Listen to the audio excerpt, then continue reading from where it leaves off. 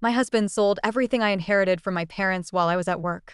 When I came home and saw the empty house, I screamed, "Where's Mom's piano?" He shrugged and said, "We needed the money for crypto." I sat down, shaking, and whispered, "You traded my childhood for a gamble?" He smirked until I pulled out the divorce papers I'd already signed. His eyes went wide as I said, "You lost more than just furniture." I didn't know the last morning would be the last normal one. That's the strange thing about life, it never warns you.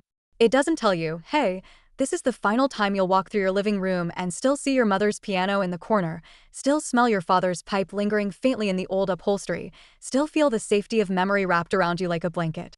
If it had, I might have stayed a few extra minutes, traced the carvings on the piano legs with my fingertips, opened its lid just to see the keys again, even if I didn't play anymore. Instead, I left like always, keys in hand, coffee thermos half full, coat barely pulled over one arm as I rushed through the front door. It was a Tuesday. I had work at the preschool over on Mills Gap Road. We were planning a garden unit that week, and I'd packed little packets of seeds to give to the kids: sunflowers, basil, snap peas. They'd love that, I thought. I remember the sky was cloudy that day, not stormy, but heavy in a way that made everything feel slower. My car's engine stuttered a bit when I turned the key, which made me curse under my breath, but it started anyway. The drive was quiet. Anton hadn't kissed me goodbye that morning. He hadn't kissed me goodbye in weeks. At work, I went through the motions. Paint smocks. Tiny hands reaching for glue sticks. Crayons scattered across the floor like confetti. I smiled and sang and read The Carrot Seed with what energy I could muster. But the feeling in my chest, like something pulling tighter, never went away. During lunch, I sat alone in the staff room. The other teachers chatted about weekend plans, and I listened, nodded, even laughed once, but I was somewhere else. Thinking about the night before. About Anton, about how he'd sat at his computer for 6 straight hours, the glow of his monitor the only light in the room. How I'd asked him, again, if he wanted to come to bed. And how he'd said, without even turning around, "Not now." There was always a "not now" with him lately. The first real sign, I think, was the safe. We kept a small lockbox in the closet, just sentimental stuff mostly. My parents' old passports, a couple of savings bonds, a locket my grandmother gave me when I turned 18. One afternoon, I'd gone to look for an old family photo I wanted to frame. I opened the safe and felt the air leave my lungs. It was empty. When I asked him about it, he waved it off. Said he'd moved everything to a more secure location. I didn't know what that meant, but I didn't press. I should have pressed. That day at the preschool, near the end of the shift, one of the parents mentioned something odd. She smiled in passing and said, "I saw a moving truck on your street this morning. Somebody finally selling that old bungalow." My stomach dropped. "No," I said slowly. "Not that I know of." But my voice felt far away, as if someone else was speaking it.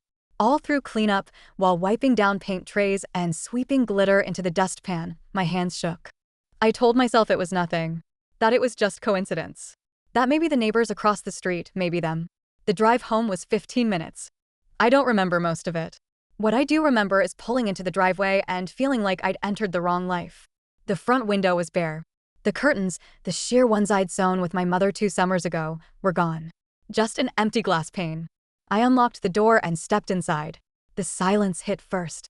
Our house was never noisy, but it always had sounds. The hum of the fridge. The creak of the wooden floorboards. The low hum of the heater. That day, it was like the house had died. Then I looked around. Everything was gone. I don't mean messy. I don't mean disorganized. I mean gone. The couch where I curled up to read Little Women during that long winter of 2020? Gone. The rug we found in that dusty little shop outside Boone? Gone. My dad's old bookshelf, with his initials carved in the side from when he was 16? Gone. I walked through the rooms like a stranger. Dining room, empty. Guest room, bare walls. Even the bedroom, our mattress was gone. The bed frame, the nightstand, the lamp with the crack in the base. The dresser that held my scarves. Everything. I stood in the hallway, numb, until I remembered the piano. It had sat in the den since I was 8 years old. My mother's pride. She played it almost every evening, even after her fingers stiffened with age. It was mahogany, full of scratches, worn in a way that made it perfect. I kept it after she passed, not because I was a great pianist, but because it was a piece of her I could still touch. I turned the corner into the den. It was gone. The space where it had stood was a blank void. Just carpet and wall. I don't remember screaming, but my throat hurt, so I must have. I dropped my bag and sank to the floor, knees buckling beneath me. I was trembling. Not from cold, but from that strange kind of shock that makes the world feel far too loud and far too silent at the same time. And then I heard the garage door creak open. Footsteps. Anton walked in, wiping his hands with a rag, as if he'd just changed a tire. He looked at me sitting on the floor and tilted his head. "What happened?" he asked, as if he didn't know. As if he hadn't gutted our home. I couldn't speak for a long moment. I just pointed toward the empty space where the piano used to be. His eyes flicked toward it, then back to me. "Oh, that?" He shrugged. "We needed the money." That was all he said. I whispered, "For what?" He rubbed the back of his neck. "Crypto." I moved some stuff around. "The market's shifting." I got in at the right time. The rage I felt wasn't hot. It was cold. "I see." Like something inside me had frozen. "You sold everything," I said. Everything I had left of them. He was quiet for a moment, then said, "It was just furniture, Rena. We can get new stuff." I reached into my purse and pulled out the envelope. He didn't recognize it at first. Just stared at it. I placed it on the empty floor between us. Divorce papers. Already signed. He stared at the envelope as though it were a prop from a play he hadn't agreed to be in. Like if he squinted hard enough, maybe it would turn into a grocery list or a tax form. His hand didn't move toward it. He just kept standing there, rag still in one hand, lips slightly parted, eyes flickering back and forth between me and the papers. What is this?" I didn't answer. I couldn't. My mouth wouldn't form the words, and anyway, he already knew. I stood up slowly, knees still trembling, legs sore from kneeling too long on carpet that now looked unfamiliar. I brushed off my skirt, out of habit more than anything, and walked past him, out of the room, into what used to be our bedroom. Nothing left. He followed, saying nothing, just breathing behind me like some confused shadow. I sat on the floor and stared at the wall, the faint square outline where our dresser used to be. Everything had a ghost. The mirror, the lamp, the faint perfume of lavender from my lotion, now gone. I didn't cry that night. I wanted to. I thought I would. But the tears didn't come. It was like the betrayal had taken even that from me, like the shock was too big to fit inside my body, so it just hovered around me, numbing everything else. He slept in the garage that night. Or at least, he stayed out there. I didn't ask. I didn't speak. I lay in the empty bedroom with nothing but my purse under my head and my coat draped over me like a blanket, the cold of the floorboards soaking into my skin. The next morning, I drove to my friend Shireen's house on the south side of town. I hadn't talked to her in weeks, maybe months. Anton always found a way to make those visits sound unnecessary. But she answered the door before I even knocked twice, pulled me into a hug before I could say anything, and said only I knew. She didn't say it to be smug. She wasn't like that. It was more like she'd been waiting, hoping I'd come to her before things got worse. But I hadn't. I'd waited too long. I stayed with her for 3 days. The first night, I slept on her couch, wrapped in a blanket that smelled like cinnamon and cat hair. Her living room was cluttered and full of life, half-read books stacked on the coffee table, a crooked lamp that gave off golden light, a mug with lipstick stains sitting on the windowsill. It felt more like home than my house ever had. That second day, I made the call. The lawyer wasn't someone I knew. I found her online. Her name was Alida. She sounded calm. Too calm. I almost hung up. But I didn't. I told her everything. More than I meant to. She didn't interrupt. Just let me talk until I ran out of words. The paperwork had been a precaution originally. I'd printed it after Anton drained our emergency fund to buy some digital coin that no one had heard of. I didn't know then that he would sell everything else too. But somewhere deep down, I must have known something was coming. Alida said we'd start with asset tracing. There's always something left to go after, she said. I didn't want revenge. I just wanted my life back. But life doesn't return what you've lost.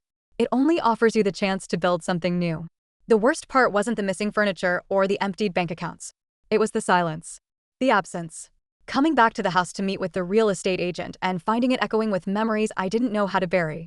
Standing in the den and hearing my mother's fingers on those keys like they were still there. Smelling my dad's tobacco in a room that hadn't held a soul in weeks. Anton tried to talk to me once during all of this. Sent a text that said, "We can fix this." I stared at it for an hour. I didn't reply. Instead, I drove to the Goodwill off Tunnel Road, wandered the aisles for an hour with no intention of buying anything. I touched old teacups. Lifted faded curtains. Ran my hand over a chipped piano bench and felt the heat rise in my throat. I left with nothing. But I kept going back. A week later, I found a second-hand couch, worn, with a squeaky spring in one corner. I bought it. Not because it was perfect, but because it was mine. I rented a small apartment above a consignment shop in East Asheville. Just one bedroom, creaky floors, and a crooked front door that stuck in the frame when it rained. I moved in with a single suitcase and a box of old photo albums that had, somehow, escaped Anton's purge. I didn't have a bed yet. Slept on the couch those first few nights. Every time I closed my eyes, I saw the piano. Not as it was, but as it had been in the old house. Light from the window falling across the keys. My mother's fingers brushing across them. My father's voice humming from the kitchen. I'd sit there, a girl again, and for a moment, just a moment, it was like nothing had broken yet. Then I'd wake up to the hum of cars outside and the buzz of the street lamp through my window. The days passed slowly. I walked a lot.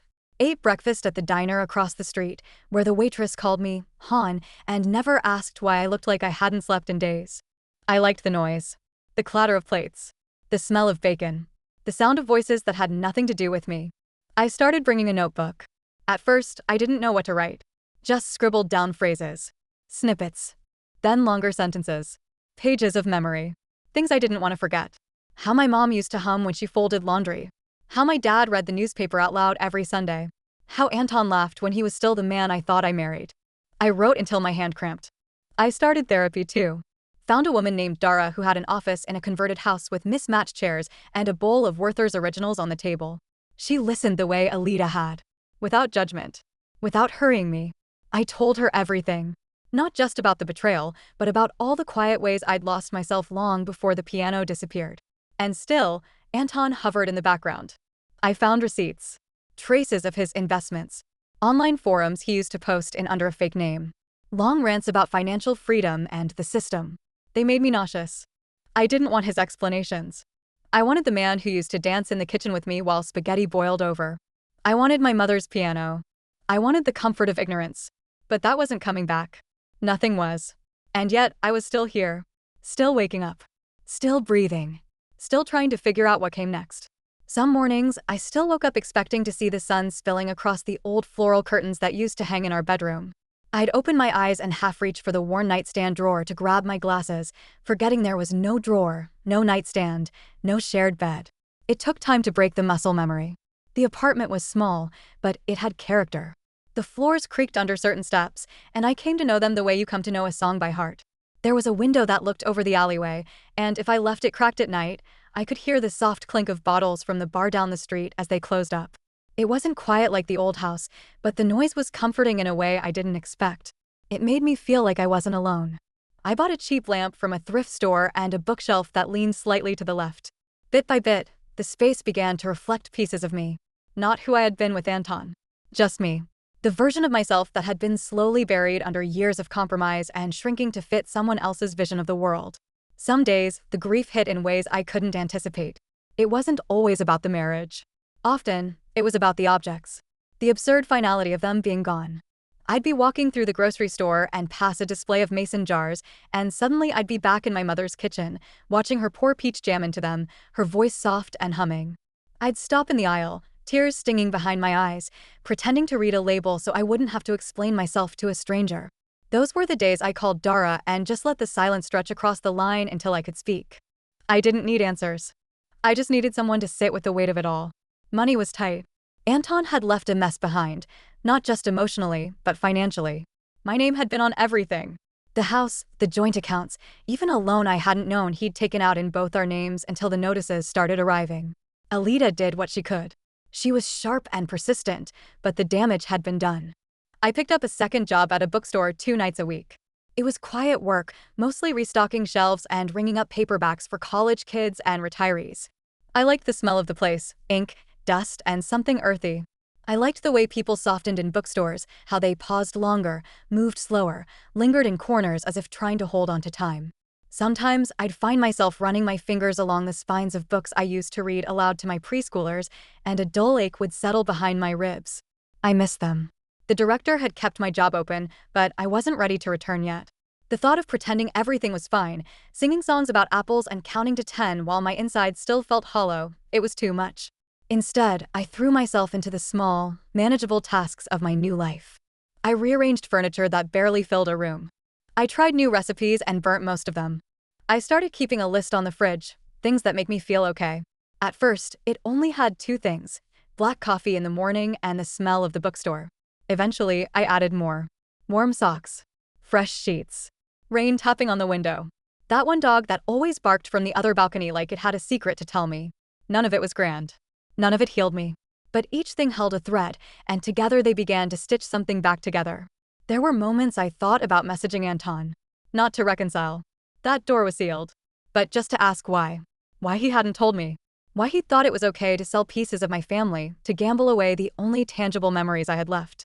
But every time I picked up the phone, my fingers froze. Because the truth was, I didn't think he had an answer that would satisfy me.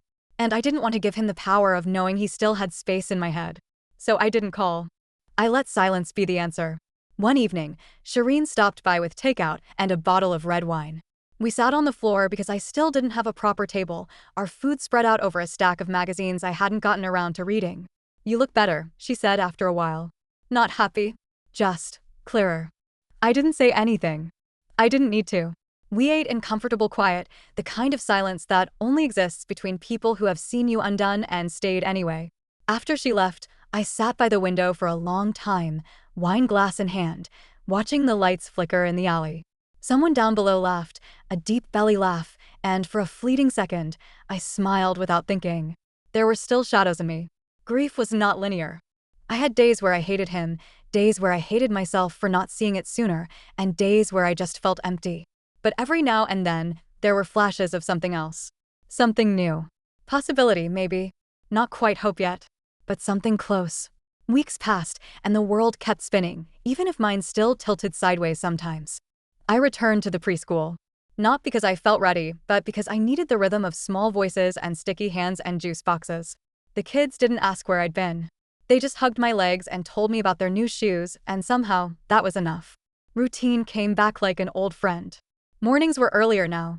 I drank coffee in the quiet before sunrise, wrote in my notebook, sometimes just lists, things I'd survived, things I wanted to plant, things I didn't miss. I didn't hear from Anton for months. I assumed he'd moved on. Or at least tried to. People like him didn't linger in the fallout. They looked for the next thing, the next high, the next scheme. I stopped checking the forums he used to post on. I didn't want to track the crash of every coin he'd thrown our life into. But then the call came. I was at the bookstore. The landline rang, which almost never happened. It was usually just vendors or wrong numbers. I picked up, distracted, thinking it might be someone asking for the hours. "Hi. This is Anton." My grip on the phone tightened. I said nothing. "I got your number from the house paperwork," he continued. "I'm not trying to cause trouble. I need help." He didn't sound smug. He sounded tired. He'd lost his job a few months back. The company found out about his crypto side projects, apparently conflict of interest, misuse of resources, something like that. He hadn't told me, obviously. He'd burned through the last of his accounts. The sure thing he'd dumped my inheritance into had collapsed in a fraud scandal. The digital trail was all over the news. Lawsuits were flying. And now he needed a character reference. A favor. He wanted me to vouch for him in court to help protect him from total financial ruin. I let the silence stretch until it was uncomfortable. Then I said, very softly, "You sold my mother's piano." He stammered. "I didn't call to fight. I'm asking for some decency." I hung up the phone. But I didn't stop there. Something shifted after that. Not anger. Not even justice. Just clarity. I still had the file.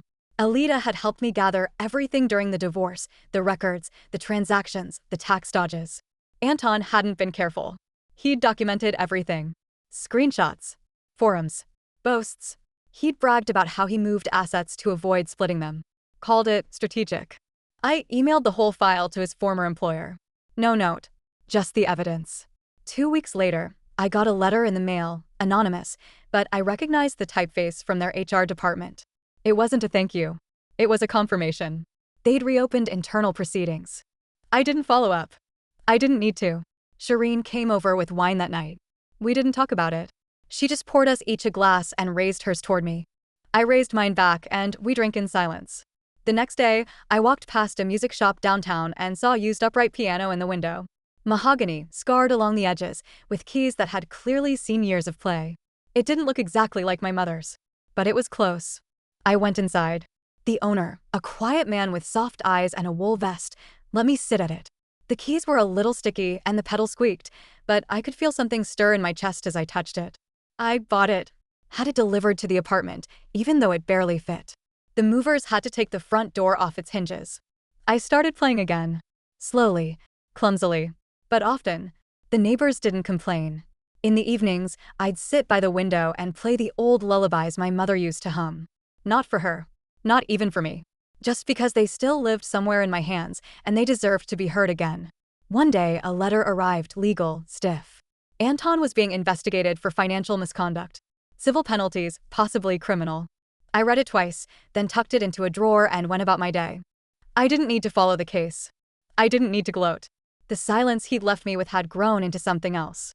Not peace exactly, but stillness. A space I'd built myself. He had lost more than money. He had lost the one person who might have forgiven him. And I had gained something better than restitution. I had rebuilt a life that no longer made room for anyone who saw my memories as disposable. I still played every evening. Not to forget, but to remember that I could begin again.